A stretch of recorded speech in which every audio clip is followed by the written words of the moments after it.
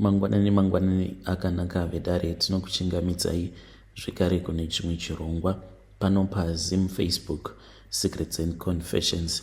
Tadzoka zvekare nemamwe mamessages. Regedzai tibva tapinda mumamessages edu atadzoka takakubatirai. Message yedu yokutanga yakamira sekudai so: hanzi makadi zvenyu mukoma, ndinokumbirawo kuti munge muchindiposterawo nyaya yangu makavikawo chitupa changu. Ininiwo ndiri murume uye zvekare ndine makore 37 years ekuberekwa. Mainge muri mugore ra2013 pandakatanga kuuyawo kuno kuSouth Africa mukoma. Zvinhu zvangu zvakatombofaya zvekuti ndakasvika pakutenga motikari. Ndakazoti ndadzokera kumusha mainge muri muna 2016. At that time ndainge ndaroora, so mudzimai wangu wandakazooroora kwavo vanoitawo zvechivanhu. So ndipo apo paakazondiudza kuti amai vake mushure mekunge vafamba vainge vakaudzwa kuti ndainge ndiine shavi rainge riri pandiri, even though rainge richiri kuti shavira, but nekufamba kwenguva zvinhu zvainge zvichazombosunga. Sezvo ndainge ndiri munhu ainge akakurira muAFM, I did not want to believe that ndikangoti ndezvemadhimoni izvo. All of those things that were happening to us, they were the blessings that were coming from the Lord. Kutenga motikari, kutenga stendi kumba, kushandawo tumabasa twakanaka, tichidya tichiguta, tiri munyika yevatorwa.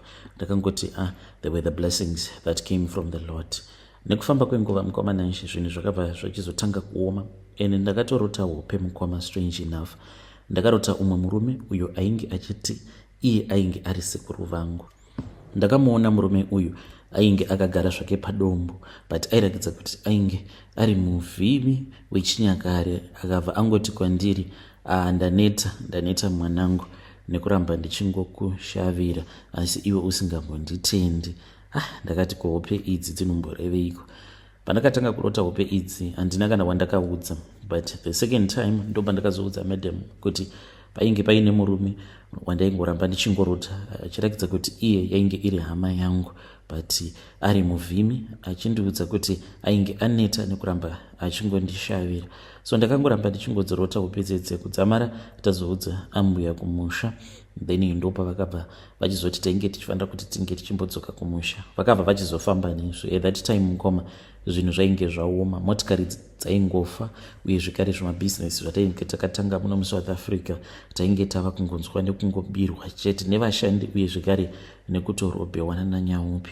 Tiriko kumusha mukoma takafamba without my family ever knowing, but in secret wo namadam tikabva tachizotangawo kufamba. Zvino mukufamba umo mukoma ndo patakabva tachizobatisiwa mishonga yakashata, because takangopiwa mamwe mafuta. Ndikabva ndanzi mafuta awa ndaifanira kuti ndinge ndichimazora pano nepapo ndichimazora. Mafuta iwawo aizokonzeresa kuti mukunoshandidzana nevanhu, then kana munhu aine mari yaanenge achifanira kuti ange achindipa, aifanira kuti ange achindidzikisira zvekuti anosvika pakundinyima mari yangu anofanira kutonzwa hana yake ichirova kuti murume uyu ndinofanira kuti ndinge ndichimupa mari yake. Mukoma nashi ndakagamuchira mafuta aya. Mamwe acho ndo andakanzi ainge ari mafuta ehwai, mamwe ndikanzi ainge ari mafuta eshumba, mamwe ndikanzi ainge ari mafuta eshato. Takazvitora zvinhu zviya ndokubva tachizodzoka nazvo kuno kuSouth Africa, but musi wandakatanga kushandisa mafuta awo ainge akanzi mafuta eshato, ndakarota imwe nyoka mukoma nanshe. Handitozivi kuti imhando yipi yenyoka yandakarota. Nyoka iyoyo mukoma ikabva yatanga kunetsana neni. Ndakaramba ndichingodzirota hope idzodzo until one day ndiriko kuhope ndo pandakabva ndazomuona mundara uyo wandainge ndakamborota. Ndikabva ndamubvunza kuti nhai mukuru wangu, pane imwe nyoka iyo yandinogara ndichingosangana nayo muno musango munomu. Saka nyoka iyi handisi kuziva kuti iri kumbodei kubva kwandiri. Mundara uya akabva azonditi rino sango rinoyera, sango rino rauri rinoyera, asi iwe wakatozvikanganisira nechekare nekuti dzinza rako iwewe haufanire kuti unge uchizoshandisa mimwe mishonga. Waifanira kuti unge uchingowana zvaunenge uchida usina kana mimwe mishonga yaunenge uchishandisa. Asi zvawatoita izvi watozvikanganisira. Uri kufanira kuti unge uchidzosera zvinhu izvi kune munhu akakupa, nekuti ndanga ndisina tarisiro yekuti uchange uchizotanga kushandisa mishonga.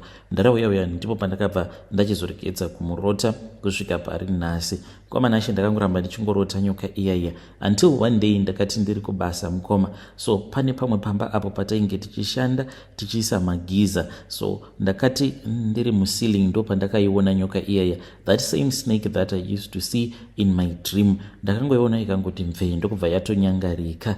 After that ndo pandakanzwa voice rakataura iro richiti ndine nyota, dai wambonditsvakirawo mvura yokunwa. Ndikati ko munhu uyu ari kuti ndine nyota, dai wambonditsvakirawo mvura yokunwa, ambori aniko? Because mufana wandainge ndichishanda naye ainge atodzokera mumotikari, because pane mamwe maturusi andainge ndamutuma kuti ange achienda kunotora kumotikari. Apa pamba pacho painge pasati patombotanga kugara vanhu, and I knew kuti voice randainge ndakanzwa it was something that was spiritual. Nekufamba kwenguva Mukoma Nashe nyoka iyaya yakatanga kutaura, hope kwangu ichitotaura neni, ichitondiudza kuti yainge ichinzwa nyota. Ndikabva ndachizoudza madhamu vakabva vachizotaura nen'anga iyaiya, because madhamu vangu ndo vaitova neexperience mukutaudzana nen'anga, uye zvekare ndo vainge vachitonyatsokunzwisisa zvechivanhu. So mushure mekunge vaudza n'anga iyaiya hope dzandaingogara ndichingorota, takabva tazonzi with immediate effect tainge tichifanira kuti tige tichidzokera kuzimu. Takabva tadzokera kuzimu Mukoma, ndipo apo patakabva tazonzi tinge tichitenga jongwe. Takatenga jongwe Mukoma, isu hatina kuziva kuti panguva yacho iyoyo zvatainge tava kutoitiswa kwainge kwava kutosimbisa urombwa hwacho. So jongwe iri Mukoma takaritora tikabva tazonzi tinge tichiriuraya jongwe iri. Takariurayira mudare mavo sekuru vacho ivavo. Ini ndini nyakuuraya jongwe racho, mukadzi wangu ainge akabata imwe mbiya iyo yatichiri nayo nanhasi Mukoma. Mbiya iyi yakatozara neropa, kutaura kudai, but ropa ririmo iropa rehanzvadzi yangu. But panguva yacho iyoyo Mukoma ndakachekeresa mukoma wangu wekwabamunini, ndiye wandakachekeresa tichirimo mudare imomo. Ndainge ndisina kuziva kuti kuuraya kwandainge ndava kutoita jongwe ndokutouraya kwandainge ndava kutoitawo mukoma wangu. So ndakatora jongwe riya ndokubva ndazoriuraya, but hapatomborina kana ropa rakawanda randakaona Mukoma Nashe. But mukadzi wangu akazoti agadzika mbiya iyaiya pasi, iniwo ndazobuda nomumwe muzukuru wasekuru vacho, tikabva tazopota kuseri kwemba kwandakanzi ndinge ndichizotora mauswa. Ndakatora mauswa ainge akaoma, ainge agara atoriko kuseri kwemba yasekuru uye zvekare nehuni. Ndikabva ndazonzi ndige ndichipisa jongwe riya. Ndakaripisa, asi musoro wacho ndakanzi ndige ndichiudya wakadaro. Ndakati ndapedza kupisa jongwe riya ndipo pandakabva ndazodzokera zvekare mudare mavo sekuru. Ndakadzokera mudare mavo, then ndo pandakabva ndazoona kuti mbiya iya yainge yazara neropa. Ndakabvunza mudzimai wangu, akangorambawo akanyarara. Nanhasi Mukoma haadi kutombondiudza shura iro raanoti ndo rakasara richiitika pandakamusiya ari mudare nasekuru nevamwe vavainge vachishandidzana navo. Takati takagara kudaro, pane kamwe kamuka kakazouya kakazonwa ropa riya Mukoma. Kamuka aka ivo vakangoti akachikwambo kavo.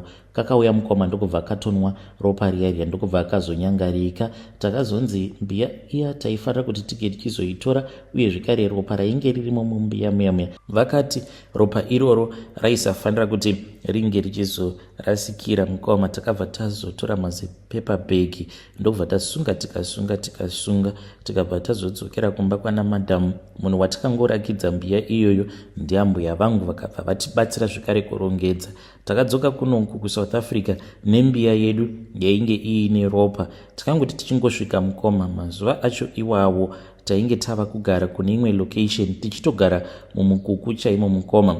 Kungosvika kwedu kwatakaita ndipo apo patakabva tazoona nyoka. Nyoka iyi Mukoma haina kana kumbotivhunduka, nesuwo hatina kana kumbogara takaivhunduka nyoka iyi Mukoma. Iyo yaitorakidza kuti yainge yakatotimirira. Ndo patakangonzwa izwi rakati taifanira kuti tinge tichiisa mbiya iya pasi, nyoka iyi inge ichikwanisa kunwa ropa. Takabva taita saizvozvo ndokubva taisa mbiya iya yapasi. Nyoka iyi mukoma yakangonyangarika, but takatarisa mumbiya taitoona kutoti ropa riya rainge rakazara riri mumbiya raitoita richidzikira level, zvichiratidza kuti painge paine chinhu chainge chichinwa ropa racho iroro. Mukoma kubva ipapo ndo pandakatanga kubata mari. Ndo pandakabva ndachizofonerwa neumwe murungu uyo wandainge ndakamboshandira makore andainge ndichangotangawo kusvika muno muSouth Africa. Saka akabva azondiudza kuti ainge achida kurinovheta imba yake because ainge achida kuitengesa.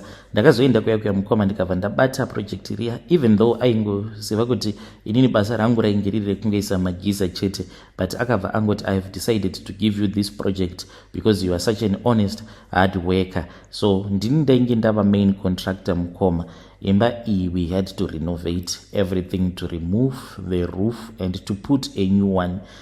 Uye zvekare mukati we had to change almost everything. Ndakaita mari mukoma paproject iroro zvekuti ndakasvika pakutenga kombi mukoma nashe. Saka kombi iyi itori nezvibororo nekuti pane dzimwe mhiko dzandinofanira kutoti ndige ndichipota ndichiita pairi kombi yacho iyoyo, otherwise inokwanisa kuzouraya vanhu because chimwe chikwambo chacho chinotogaramo mukombi. Kombi iyi mukoma iriko kumasvingo uku. Then ndakati ndapedza kurova project iroro, ndipo apo paakazondiudza kuti ainge aine mukwasha wake uyo anoita zvekurima hohwa. Ndo pandakazototangawo kutoita izvozvo zvekurima hohwa muno muSouth Africa, but madam ndo vanorana project yacho. So ndakazoti ndaenda kupurazi kwacho ikoko, whilst we were doing our work, ndakazoenda namadam one day mushure mekunge ndavaudza kuti mukwasha wemurume uya ainge akambondipa project iye anoita zvekurima hohwa. Ndokubva vazoti vainge vachida kumboonawo kuti zvinofambiswa sei. Ndakaenda kuya mukoma nashe namadam, she seemed to be very interested. Vakabva vati vainge vachida kuti ndinge ndichivatsvakirawo nzvimbo yekuti vanokwanisa kuita izvozvo zvekurima hohwa. Ndikabva ndati it is fine madam. Mukoma nashe ndo patakabva tazowanawo pedu, tikabva tazotanga kudzidziswa nemukwasha wemurungu uya wandainge ndakamboshandira. Nazvino mukoma nashe ndo zvatinoita izvozvo, uye zvekare nezvimwe zvimabhindauko zvedu zvatiinazvo, but vanhu chavasingazivi kunyange tikaenda kuchechi ndezvekuti in the background mukoma tinotoita chivanhu chedu ichocho, but isuwo hatipiri kuvadzimu, tinopira kuchikwambo chedu. Nyoka yedu iyoyo yatakapiwa nasekuru uye zvekare ambuya ndivo vega vanozviziva kuti mukwasha nemwana wavo vakazotoromba. But mukoma nashe ndichizosvika pakurombesewa ndaisatozviziva kuti kune vamwe vanhu vekuti havatotendedzwe kuti vange vachishandisa mafuta acho iwawo elaki, uye zvekare zvinozotopandutsa midzimu yako. So trying to fix that mess that I had found myself in, ndipo pandakazosarodza kuti zvainge zviri nani kuti tinge tichitongopiwa nyoka inotipa mari. Ndiyo secret yangu iyo yandiye nayo. I know kuti out there they are going to judge me.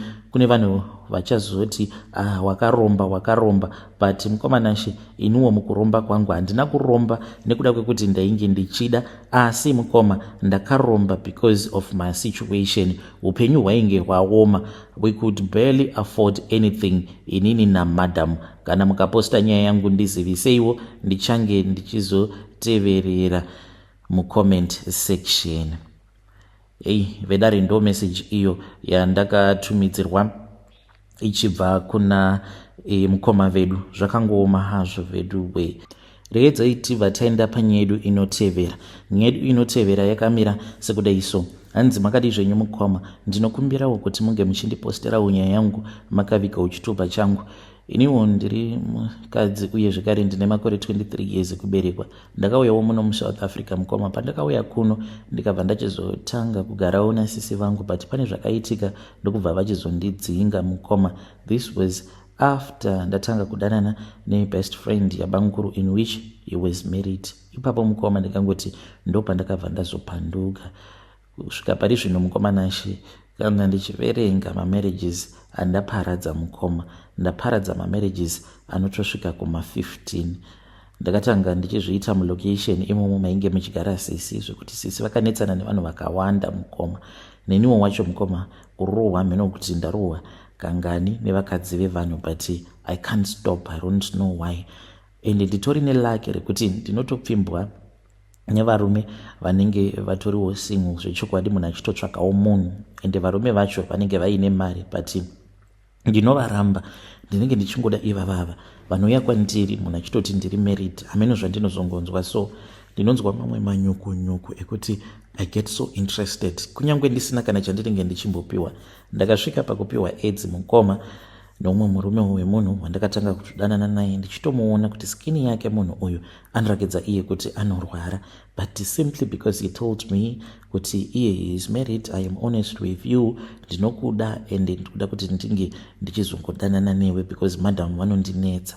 Uye zvekare kana ndikatanga kutukana nemukadzi wemurume uyo wandinenge ndichidanana naye, zvinobva zvatoita kuti nditoda murume wacho even more, such that ndinokwanisa kana kutomutumidzira mapictures angu nemurume wake, mostly kunyange tiri naked, just cover my face, ndobva ndamutumidzira mapictures emurume wake, ndobva ndatomuudza kutoti shamari, dai waiziva kuti murume wako anonakidzwa neni sei, kana kuzviuraya waizviuraya, because anotondiudza kuti ndiri shuga, iwewe ungori mazimvura, mvura hapana kana chinombomunakidza paari, wakadhamba wena.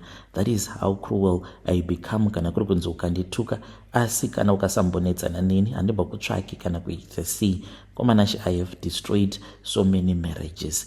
I really want to get married, but I don't have any feelings kana munhu akauya kwandiri achiti ari single.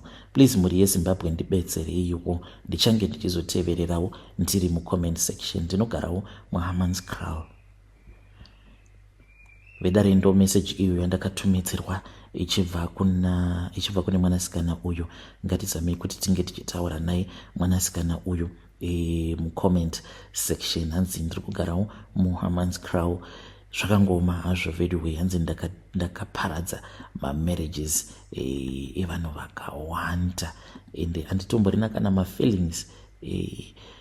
Kana ukauya kwandiri hanzi ndinoshaya mafeeling ukandiudza kuti you are single, yo haya dhimoni riri pauri mwanasikana ka, unotoda deliverance. Asi ngatizamei kuti tinge tichitaura naye mwanasikana uyu mucomment section.